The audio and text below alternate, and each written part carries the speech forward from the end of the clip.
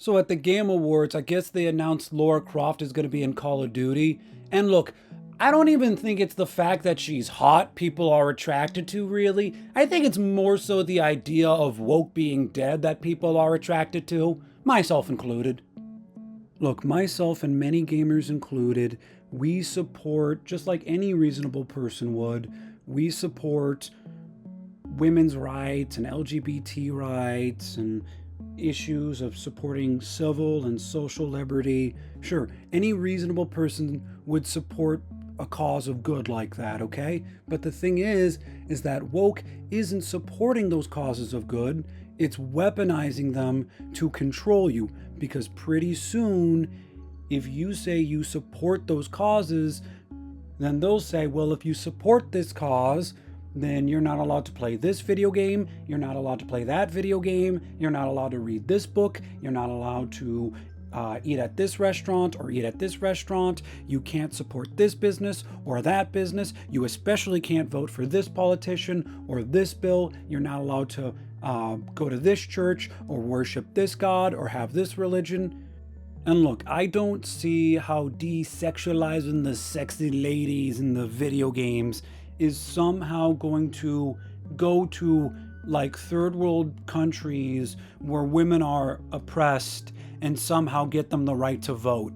I don't see the correlation, okay? And look, I can be very sympathetic towards self-esteem and body issues. I can be, okay? But look, these characters, these sexy video game ladies, or whether they're in comic books or video games or anime, these sexy characters, yes, they have unrealistic standards, okay? You want to know why? Because they're not real people. They're not real people. Yes, their standards are unrealistic because they defy the laws of reality because they're pixels on a screen. It's not a real person. You say unrealistic beauty standards. Yes, it is an unrealistic beauty standard because it's not real. Okay, you shouldn't compare yourself to standards you know are unrealistic. And I always hated that argument. Well, you know, physics-wise, she wouldn't even be able to stand with bosoms that large. Again, the laws of physics do not apply to comic book characters or video games or anime. You don't have to put yourself up to the beauty standards of literal pixels on a screen. Because, like, look, when I read a Superman comic and I see he lifts a car and throws it over his head like a styrofoam football, I'm not gonna cry that I'm incapable of having such a level of strength and demand DC burn all copies of every known Superman book and make him a morbidly obese man.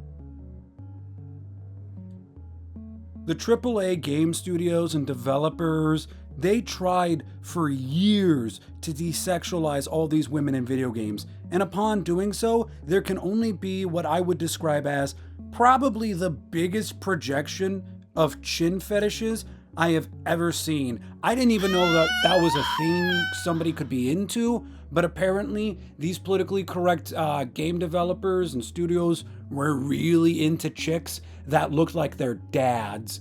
That girl from that Star Wars game that came out a couple of years back, she looked like she could bite through bricks. I mean, these developers were just really into chicks that looked like they could get bench pressed by them. I mean, hey, look no further than Joanne Quagmire. You know, they actually ended up canceling that Perfect Dark reboot.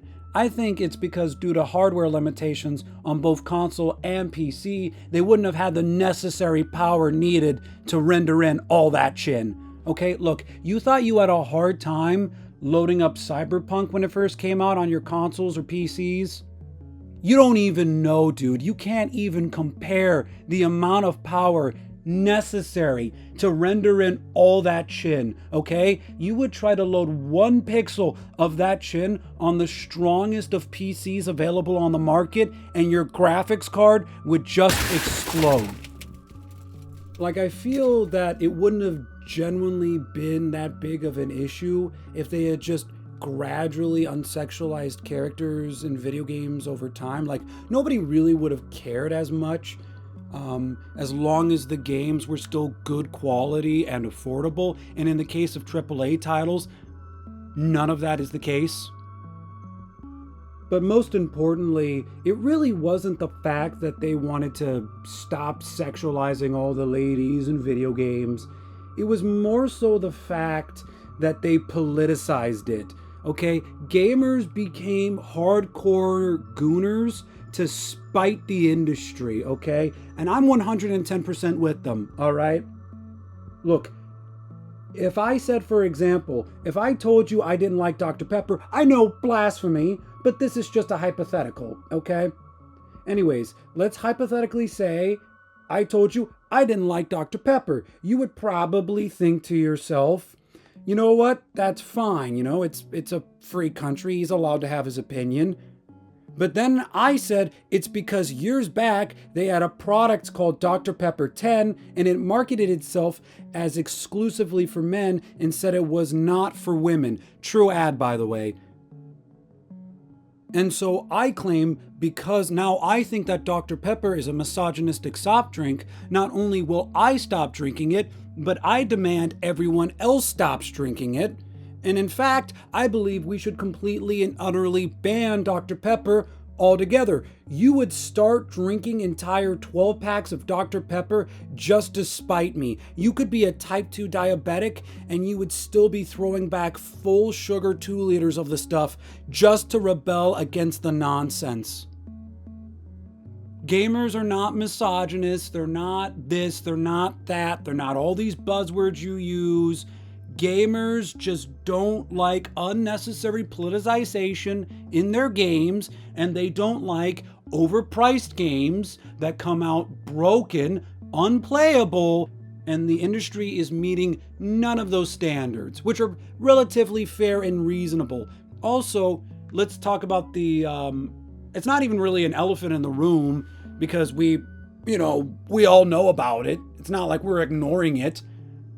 Of course, you couldn't ignore an elephant in the room if there was one. Anyways, the way these industries combat criticism from their consumers, the people that buy their product, just insult and mock and ridicule gamers, the people that buy their product, label them as terrible people, insult them, be nasty to them, and then you wonder why they stop buying your product. You tell these people their opinion sucks and that they shouldn't buy the game, and then you're upset when they don't buy the game. So to recap, okay? Video games that are ridiculously expensive, $80 for a copy of Mario Kart is just straight up diabolical, okay? And then, again, a lot of these games come broken at launch.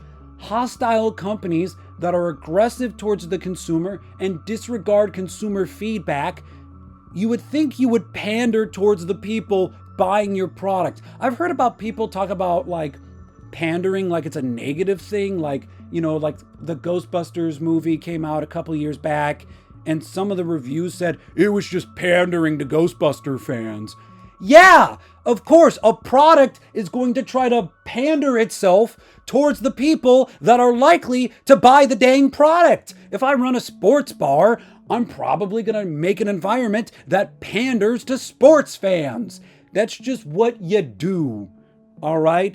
And gamers aren't leaving gaming entirely. A lot of them are just going to the indie scene because the price is way more affordable, better quality games, honestly, more creative games, and less people that are screaming at your face that you suck and they hate you, and simultaneously they also want your money. And it's weird to see these game developers go on Twitter and attack the fans and vent their frustrations. You think you would just shut up, stay quiet, and make the games like any... You don't see the CEO of McDonald's screaming at customers on social media. You stay quiet, you stay behind the scenes, and you just try to make the stuff and get it sold. That's how businesses are supposed to be ran.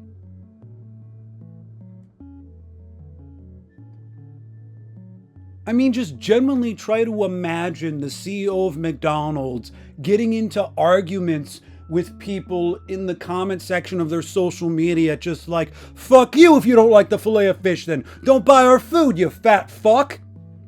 It's just, it's one of the only industries in the world where the customer is not always right. And in fact, the customer somehow is a misogynistic, awful person, and they're the most evil person in the world, but, you know, their money's still green.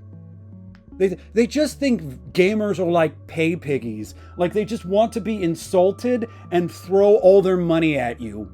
It's not how gamers work. Respect the consumer buying your product. It's the bare minimum of good business.